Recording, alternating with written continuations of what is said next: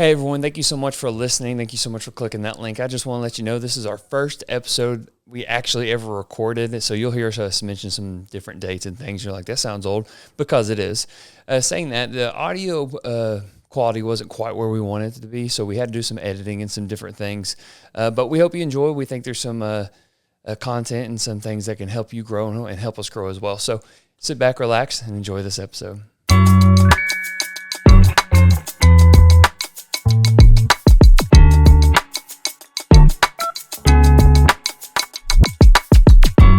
Welcome to the Getting Better podcast, where we're just trying to grow. We're just trying to get better. There's this nice old man named Bob Goff, and he puts it like this. He says, hey, we're all rough drafts of who we're trying to become.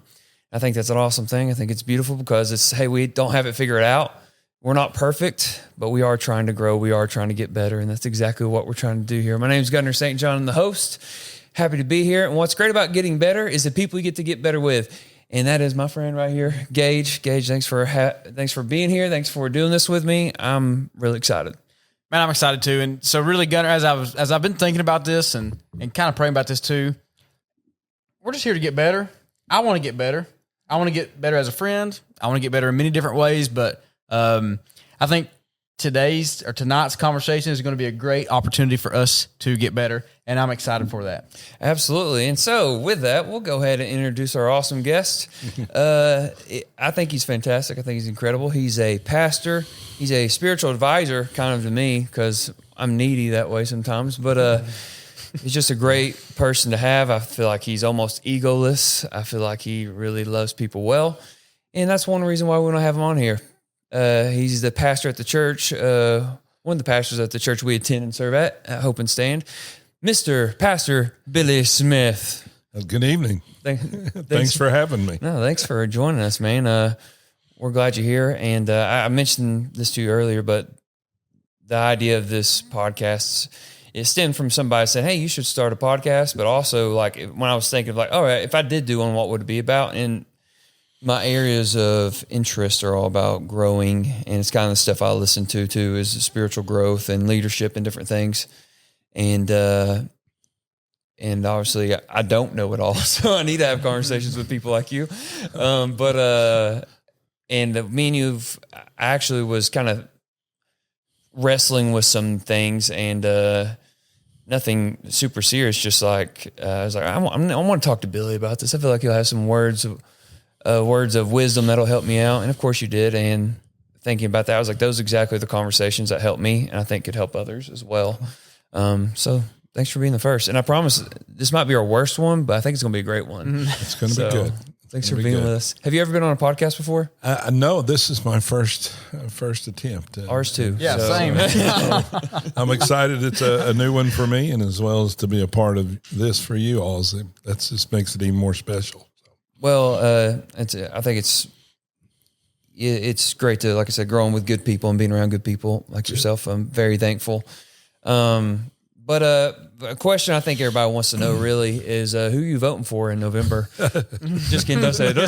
No, not this podcast. Actually, what's your favorite color, red or blue? Just kidding. We don't need that. We won't be discussing that kind of stuff on here. Thank you. For anybody listening or watching, that's not our area of expertise. Yeah, but I don't even open that can of worms. No, I wouldn't either. No, but we're glad you're here. Thanks for being a part. But we'll ask you a few questions as we go on. Yeah, so Pastor Billy, we all have a story or maybe a reason of why we are where we are or why we do what we do. Tell us yours. How did you get into ministry? Oh, wow. It began for me to actually the official process of getting into ministry. It began in college, but I'd been given opportunities in high school to speak at church and with youth groups and things like that. So, but when I went to college, I got into the Baptist Student Union. It was long before it was called the Baptist Collegiate Ministries. So it was the Baptist Student Union back then. And Dr. Philip Baird was the associational missionary, and he had an office there in the BSU. And I did a couple of devotional things, what we call noonday. And so he called me to his office after one of those, and he asked me if I ever thought about preaching? And I said, absolutely not. I've never thought about preaching. But so that's kind of where I began to speak in churches and we're talking into the world type churches. I mean, we're at the edge of the world and you fall off. Places like Freedom, Oklahoma. I was about to say, for those who don't know, Pastor Billy's from Oklahoma. I'm from Oklahoma. Yeah. And so places like Orion, Oklahoma. I mean, it was nothing but a grain elevator in a church. And I think that the co-op across the street. So little places like that we're having a hard time finding pastors. And so that's where I kind of got the bug to preach. And so that was really helpful. People believed in me and gave me a chance, and people liked me. And I had people along the way that helped me tremendously to become a better speaker. Still a work in progress, but we're always growing. So, Right. But that's kind of where the bug kind of started. Oh, what about this? So that's kind of where you got your feet wet, right? How long have you been in ministry now? Can you give us maybe amount of years? This would be 42 years. Nice. 2 years have So been. you mentioned the bug. Like, what do you mean when you said you got the bug for it? Like, is there? Well, I just started to think about it more and recognize that was probably the direction God was leading me. I was wanting to coach and teach, and Which you probably would be good at both of those. maybe, I don't know. I'm kind of a little intense when it comes to coaching. So, but we, kind of just felt like that was some options that I had and things like that. But just really always felt fulfilled when I was being able to speak and communicate with people. And so just kind of fed that, and God encouraged that and got opportunities to follow up in that area. And so that's kind of been why I kind of went in that direction.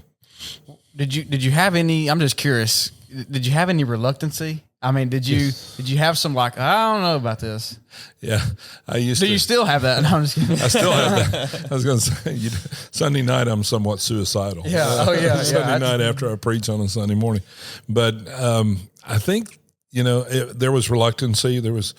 I knew I was in way over my head, because even though I grew up in church and had a good base Bible knowledge, I didn't, how to put together a message and how to, how to deliver a message and how to process all that when you're done. And so that was difficult process, but I had people like Dr. Baird and other people who spoke into me. I had a gentleman at Freedom. His name was George Cook.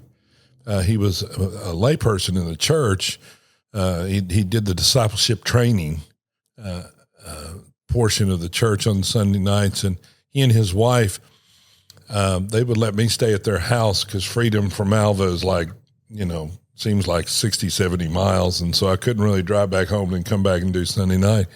So he would let me crash at his house, and he was just a really good, simple Bible teacher. And not when I mean simple, not that he didn't have, he just boiled it down to, one or two nuggets. Made it easy to understand. So he was always a challenge you felt like when you were preaching to him, you had to make it really short, concise.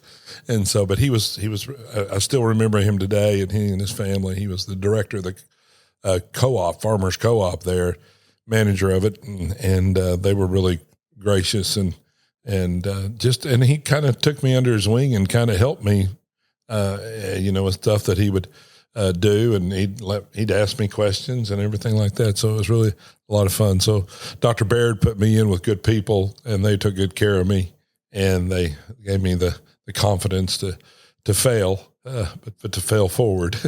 And so encouraging. So No, I think we need people like that are, I think for us three sitting here, I think we've all had people who have taken us under their wing to lead us and help us and guide us and grow in different areas. But one area that I want to grow in and get better at is one area I think you're excellent in, and it's how compassionate you are for people. And I know that's a compliment. I know that's awkward. And you can just sit there and say, thank you. But I think you're one of the most compassionate people I know. And there's examples I'll give you. I was at a wedding recently, and your name got brought up, and they were like, "Oh, he cried the whole time at so and so's wedding." And I remember I was at a wedding a couple of years ago, and you cried through that one as well. And then I'm a crier. I remember another one. I won't name their names, but they got married. And this has probably been 6 or 7 years ago, maybe longer. And I think what she was telling me, she's like, I was just telling Billy the whole time, "Don't you cry." Don't you cry. But people know that about you, and they see it that you care about people. And another example is like, a couple weeks ago at church, maybe 3 weeks ago, you were telling somebody happy birthday, and I was like, "How do you know?" And as a question came out, I knew how you knew, because you're so good at it. It's in your calendar. Yeah. Because you care about people. Because I'd forget otherwise. But you're proactive and intentional enough to, hey, I'm gonna make sure that I take care of this birthday for this person because they matter. And as far as like seeing people that way and being compassionate about people that way, is this something that comes natural to you? Is this something that has developed over time? Is this something someone took you under your wing and said, "Hey, you need to walk like this," and because it makes a difference in others? Or is it a spiritual gift? Does it happen over time? Or what? How does that transferred? What's the word I'm looking for? Transpired in your life? Yeah. Exhortation is a spiritual gift, and the ability to encourage people is something that supernaturally God gives you to be able to do. You know, I think my parents were very compassionate. I was a handful growing up. So, I experienced the discipline aspect of it, but they always were very compassionate towards me. And so, my mother in particular was very, feely. I don't know if that's a good word, but she had the ability to empathize. And so I kind of got that bug from her, so to speak. And my dad very rarely showed any emotion at all, but my mom was very emotional. And I remember years ago when my grandfather passed away, my dad about tore the back of the pew off of the pew in front of him because he wouldn't cry. And he was hanging on to it. And so I cried for him. So that's kind of been the basis of my, the training, or just watching that, observing that element with my mom. And so I've and my mom was the one that would remember things, and, she would write notes to remind herself to remember things. And so I kind of picked that up from my mom. So you kind of saw it happen. And it's like, hey, I want to be like that. I preferred to be more like my dad, but I just seemed to, I kind of gravitate boys and their moms, Yeah, so, absolutely. But my dad had many gifts that he's bestowed upon me, but my mom kind of had the ability to have compassion and empathy and things like that. So I picked that up on her. It probably was later, high school age, typical high schooler would kind of push the limit as much as I could. I just watched her as I got into college. I began to notice those things about her that was shaping me. And so that was largely her. So, but it also sounds like there's some discipline in that too, especially with Gunnar mentioned the birthdays and the count. So what are some disciplines that you've had to you've had to practice this stuff, right? Because you're pretty good at it. So what about some disciplines maybe that are helpful in that? I think for me, the necessity, because I'm ADD and ADHD. So to keep a calendar and to keep those things, to keep organization. I'm not very organized, so that's just one aspect of my life that I think that is organized better than the rest of my life. And so I enjoy, plus I just like to wish people happy birthday when I see them on their birthday, or text them or email them something on their birthday. So, but it's been something that I've had to develop over time. I had an excellent teacher of it, was Dr. Charles Parker. He was a pastor at First Baptist in Jacksboro while I was on staff there. Even to this day, on my birthday, 3 or 4 days before my birthday, and he lives in Nashville area, he sends me a birthday card, sends me an anniversary card. Wow. So that was kind of where I started picking that up and And that always meant a lot to me that somebody took the time to write a card and then send it to me, even though he could have waited to the next day when he was in the office, that day, and he'd say, "Hey, happy birthday. What are you doing here on your birthday? Go home." But he made that extra step. He did that on my birthday, but he also, sent that card. So I thought that always touched me. So I figured that might have an impact on people, that you would remember their birthday. But of course, in our electronic age, a lot of times I'll send happy birthday to somebody who will go, "Oh, thank you very much, but who is this?" Yeah, of course. Quick question. I know my birthday is in your calendar. Is Gage's birthday in your calendar? Yes, it is. Couldn't pull I it really over. hope you say no. I don't know. I don't know if your wife's is. Though. I'll Yours have to is, tell her. but I don't know if I'll have to I'll have to- check and see. I'll have to do that. Yeah.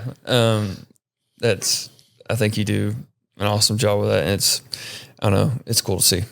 No, Yeah. Thank you. And the thing is too, is what I think amazes me so much, Pastor Billy.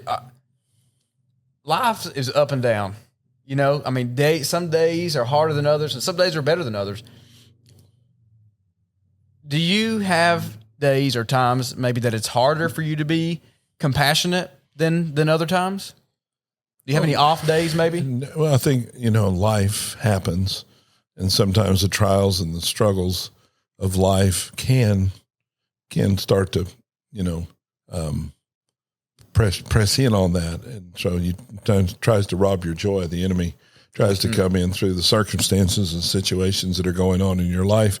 You still have that going on, but you have to step outside that and be the man God created you to be. And, so I try not to have too many off days, but there's there are times I'm human. So Sure. I have those moments and frustrations, and sometimes that it usually is not affected in the public life, but it comes to bear real quick in my private life with my family and things like that. So, typically unfortunately, they sometimes get not the brunt end of it, but they'll get my shortness and, not being want to participate or my silence. I'll go upstairs and hide from everybody.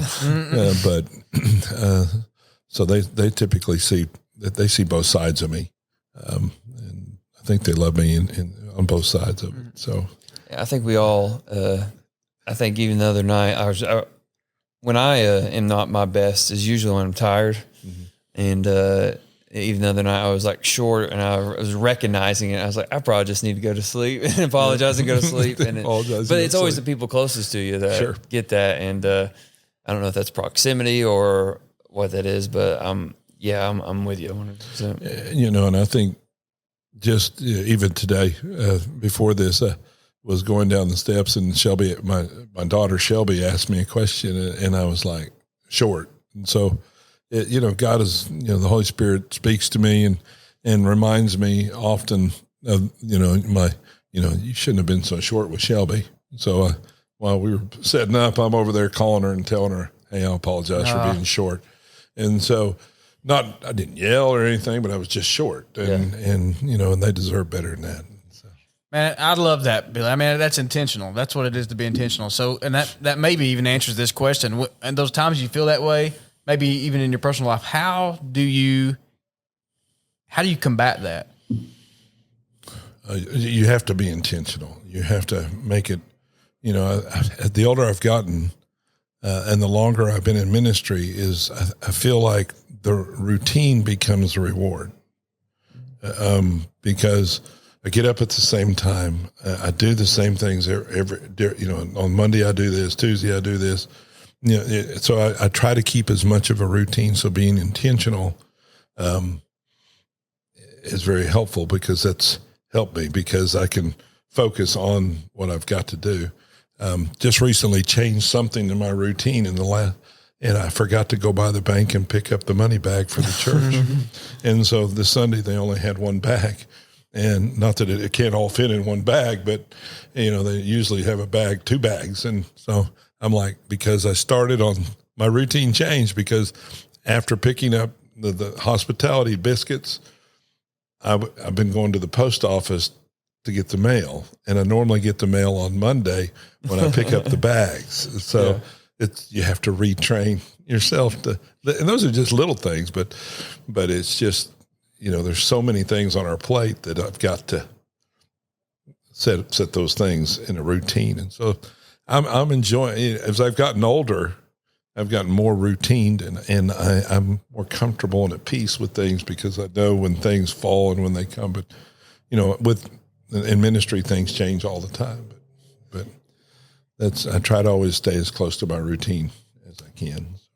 I'm going to be honest, Pastor Billy. I love hearing you say that. And I think about it's hard. Some days are hard, and some days I don't want to be that way. I mean, can you relate to that, Gunner? Is there days you don't want to be like that, intentional? You don't want to be as intentional? Maybe it's just harder to? Yeah, days that are or weeks, usually when there's more stuff going on. Unfortunately, there's less flexible time. Mm-hmm. And so whether, I'm not going to go through like a whole schedule, but if there's just stuff building up throughout the weekend, it's like, all right, I got one free evening. Mm-hmm. And someone's like, hey, can you help me with this? It's like, man, I love you, but I can't. I'm so sorry. And I when things get busy on the backside of that, it's almost like I need like a day to, I don't know if that's recharge. Maybe Sabbath is the word, Sabbath, honestly. Is good. And I don't want to be, it kills me sometimes because I think I'm being selfish by trying to recharge Sabbath, all that stuff. But the thing is that, there's, I think the word this well, I'm not anybody's savior. I'm not the only person who can go serve somebody. I'm not the only person who can go do stuff for somebody. Right. So I have to keep that mindset of like I need to do what I can do, but if I don't take care of times to rest and recharge, then I'm not going to do any of it well anyways. So I have to make sure saying no to some stuff, and because I can't be intentional when I'm irritable. And I think no for all of us in ministry is a very hard word to say. Yeah. But there's power in the word no. And so I think, I'm not going to be able to please everybody all the time. And the most important thing is to please God with how I deal with things. So, no is a powerful word, and I don't say it much. But I probably ought to say it more because then the stress level rises trying to meet all those expectations. But it's a powerful word, and I think we all can use a little bit more in our vocabulary because we've got to carve out that space, and and so you got to carve out all that stuff to be able to. I mean, because at the end of the day, it's between us and God, and did I honor you today? Did I love people as you would want me to love them? Was I patient? Did I listen? Did I do the things that I needed to do to be more prepared or so at the end of the day, it's just, you sit down with God and you say, you try to figure it all out. But no is a powerful word. And I'm just glad that God never says no. Yeah, I mean, he says amen. No about stuff, but he doesn't say no about time with him. So, that's good. So it's evident. I mean, that you're very compassionate. We all know it. We can all see it. Can you explain to us how important compassion is to our faith? Well, I think we need to be passionate about God, and it begins there. I mean, I think for me, I just can't get over the fact of what God's done in my life. Right. And so, on Sunday, a lot of times pastors are worried about what they're going to say and what they're going to do. And there's some of that in the back of your mind, but the best part of Sunday is everybody. Mm-hmm. I get to see everybody. I get to go out under the awning and greet people and see people. And, it's about people and spending time with them and team that you have around you and doing life together. I think those are just really powerful things. So I think, I think that the passion starts with our relationship with God, and then it bleeds over into the people. And, there's times you don't feel like being very compassionate, but you also understand that they didn't come that day to have a preacher that not say hi to him, And so, and of course, this is my biggest struggle right now because at my age, and because of my season of life that I'm in, is the number of people that come to the church. It's been growing, and I don't know their name. And so it really drives me crazy because I want to know their name, but I just can't. And I've come to some kind of peace with that, but it's still really difficult. Yeah. I mean, there's just in what we would say is that's why small groups are so important. That's why, absolutely. Community. That's why you want to train the saints up to do the work. Right. That's right. But I still understand the want to, right? Yeah. And so I carry a card with me in my pocket. And I write down names. Intentional. Wow. That is, so I have to do that. So no, that's pretty good. And That's then, great. And then, but I forget where I put the card later. But that's a different problem. That's a different problem. It's in the washing machine. Oh man, I washed it. So. I think that's awesome. I just think it's a good problem to have. It's an excellent problem to have. It's just because you'll go out into public and you'll be at the store picking up dinner that evening and what you're going to fix for dinner, and they come up to you and start talking. And I love that. I just love to interact with people. Mm-hmm. I don't remember their name, so I can't say, hey Gage, hey Gunner, So you probably don't have their birthday in your calendar then. Well, I probably do. I just don't remember their name because we, through the system, there's a system for that. So, I load that stuff in on the People app. So, so it goes from People app to my phone. So I plug it in on my phone as well. So anybody that's new, that goes through. So I usually will have their telephone number and as much information as I have. I think you and Pastor Joey do a good job as far as like communicating vision and why we do what we do to help keep us as a congregation out of that kind of zone. Obviously, we're not all perfect, but I think you guys do the best you guys can with that. I think for me, as church grows, and it's such an awesome thing, but there's so many good people that you meet. Oh yeah. But I can't spend the time I would like with all of them. Right. Sure. And part of that is like, okay, me and Gage and Tori, our lives kind of cross a little bit more. Sure. Part of that's age. Part of that's like, he married my wife's best friend, so that worked out great for me. But like, different things like that help out. And with small groups and things, you kind of cross paths. But there's other people that's like, man, I would really like to go play golf with them, or I would really like to have dinner with them. And sometimes I make that happen, but there's just so many good people, and there's just not enough time to make it all work. And that's probably the hardest part for me. It's like, man, I would love to. Me and Lauren had dinner with a couple back in May, maybe early May. And it was one of my favorite nights of the year just because they were such good hosts, such good people. And I was like, man, I would love to hang out with them more. And we even talked about, hey, we need to go to this place and go try this pizza together and all this stuff. And it was such a good time. I was like, I left there. I was like, pumped up, because I had such a good time. And like, I'm sure there's so many more people like that I could be with and hang out with. But that's saying all that. Like I'm not as compassionate as you, but as much as I love being with people, meeting people, and that's one area where I'm like, man, I just wish I could know people more. The small group is, as your church gets bigger, it has to get smaller. Yeah. So small groups become such a vital part of hope and standing of any church. I love my small groups, my Friday morning breakfast group and my Wednesday night Explore More group. Our Friday morning group, we have like people like Tori in it. He comes and he'll even sit by me at breakfast. Yeah, he will. Has he bought your breakfast? No. Well, yes, he has. Hey, wait a minute. You have bought me breakfast. So yeah, he bought me breakfast. And so, I just love it. I mean, the relationships, of that group and the things that we get away with saying, because it's a bunch of guys around the table.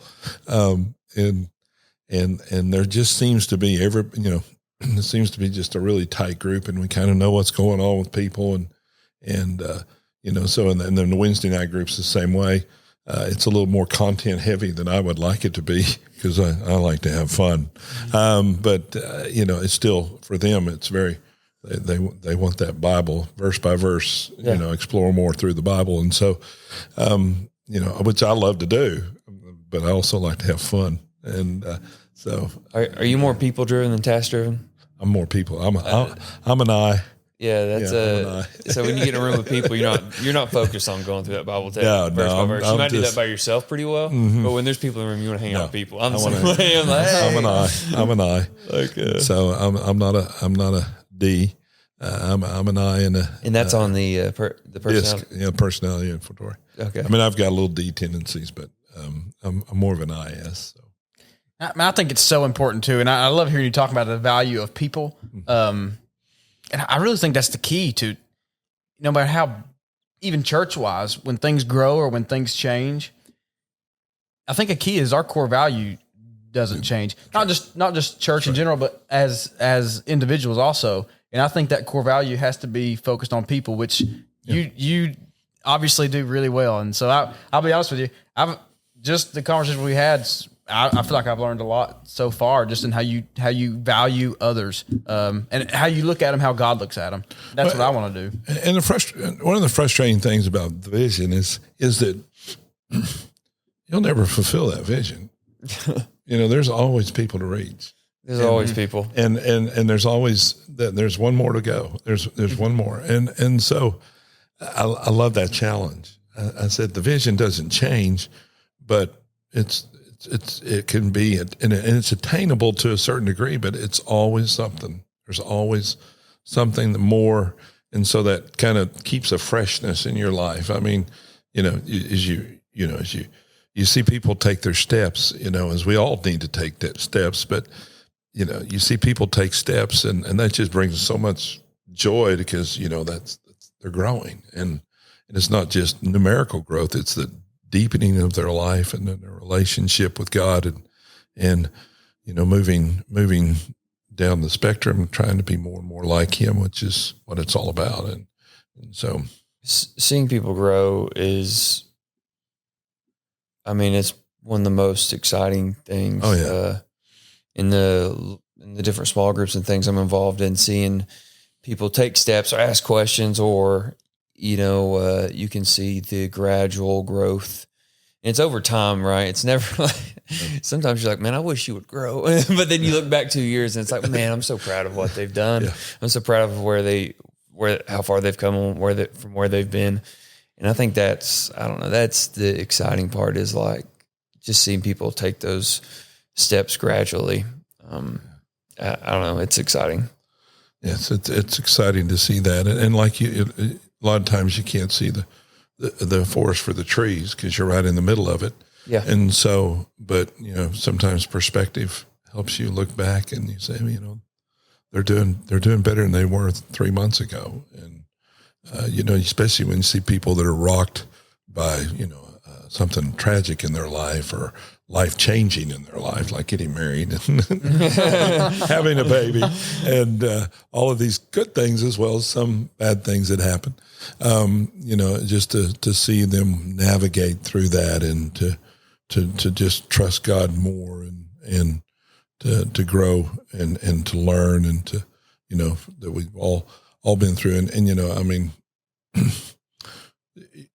for me, I'm 62. I'll be 62 next month. So I'm just telling everybody I'm 62 now. Mm-hmm. But I put that in my calendar. I've got so much more. The other day I was teasing my wife. I said, John, I'd really like to go and get a PhD.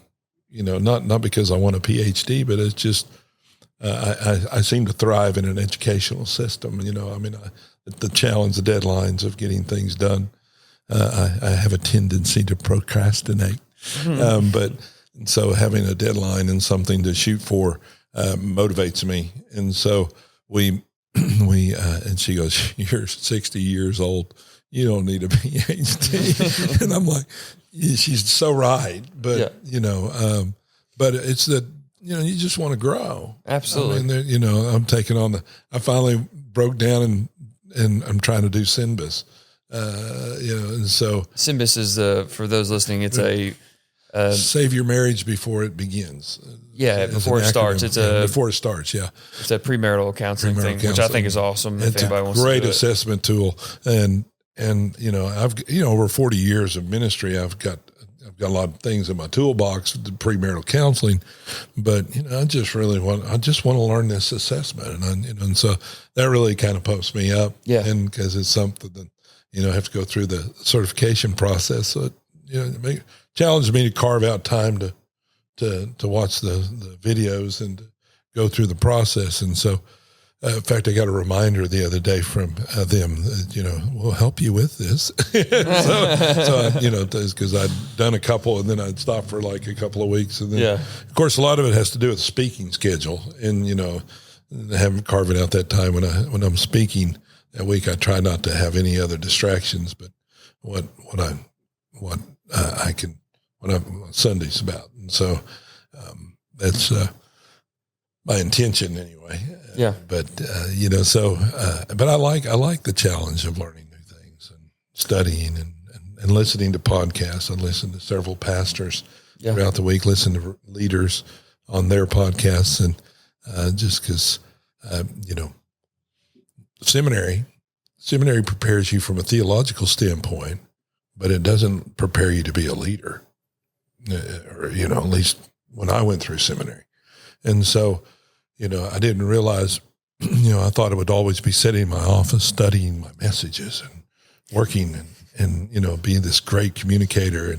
And now it's like there's a hospital visit. There's this person that stops in and has a conversation with you in the office. And so you do more, so you do, those things, those things I've learned and over the years is, it's all part of it.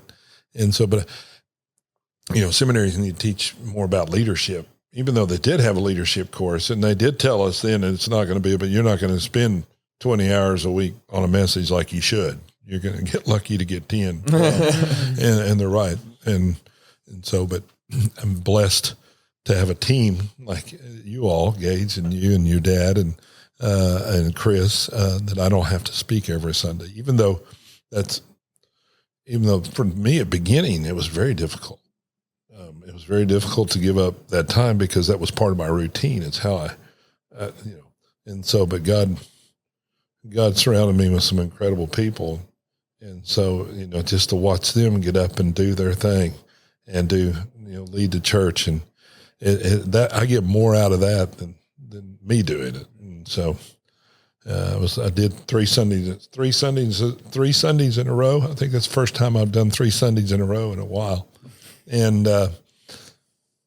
But I've got 5 weeks off, so it's all right. You're making up for it. I'm making up for it. But we want to do an application part of this podcast. And So one of the best things, it's kind of been a theme throughout the whole thing about how much you care about people, how good you are with people, how compassionate you are about people.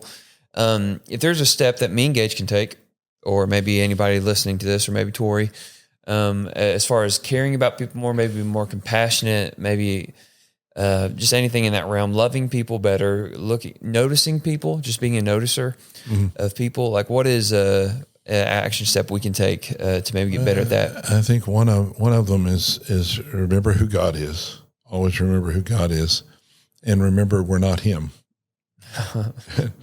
And so, explain more. Okay. He shows great compassion towards us. He sent His only Son to die for us, and so.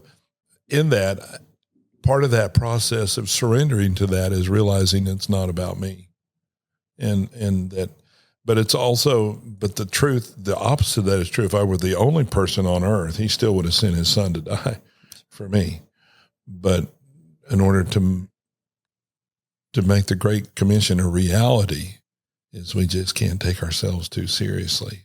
I mean, we never can. We just have to.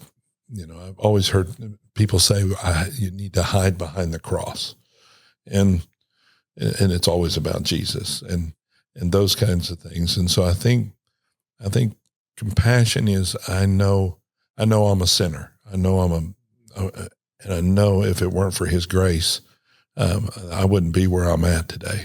His blessings upon my life. but so I want to give that same benefit to others. I want to give them grace because they too are sinners, and sometimes they just need to be cut a little slack, and sometimes they need to be prodded. But I think that's the key to compassion, is the ability to put yourself into their shoes. You know, the word it's a from the bowels. You know, it takes.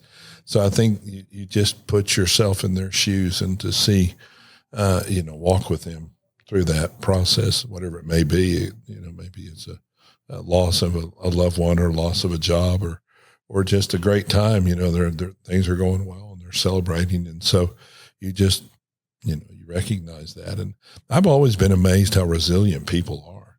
You know, if you just give grace, that they, and they'll point them to Jesus and just give grace, that they come along. I'm thinking of a couple in our church who's been through something very tragic, but now they're using that tragedy to make such a difference in other people's lives. And it's because, there's grace and compassion, and people have shown them that, and they've experienced that, and now they walk in that. And, awesome. And you see it in their lives. I like how you call it a process, because that's really what we're doing. I mean, it is a process. And I'll tell you what else is a process, is getting better. That's a process. Yeah. And I'm in the process of doing it. Gunner's in the process of doing it. Always. Tori's in the process of doing it. Everybody listen. We're all in the process of doing it. Can you share with me one area of your life that you're currently trying to get better at? I'm always trying to get better at being a communication. It's whether it be from the stage or just by email, so I'm always working on that. I think one of the things that I'm trying to learn more right now is to listen more. Because, I think with time and with certain backgrounds and things, you can kind of diagnose things quicker, but you don't get the whole story. And so I think listening is something that I really need to do more, and ask questions. I mean, I think I have head knowledge, unfortunately. I have that ability, but there's a difference, between, there is so many, everybody that walks on 942 Toe String Road has this backstory. Their week could have been, so I want to be able to listen. I want to be able to listen to body language. I want to be able to listen to them as they talk to me. And so I can just be able to empathize more with them and understand where they're coming from. And so I think that's something I've tried to, and asking questions. I'm by nature a pretty shy person. I'm not, my wife asked, well, did you ask this, and this? And I'm like, no, I didn't want to pry. No, I don't. And so I need to ask more questions and grow in that and do it in such a way as you don't feel like they're probing you for, that kind of thing. You don't want to sound like an interrogation, just sound like you care. And I think, another area is just, I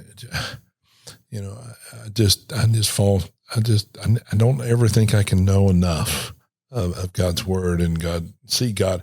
It's not just his word, but to see a God.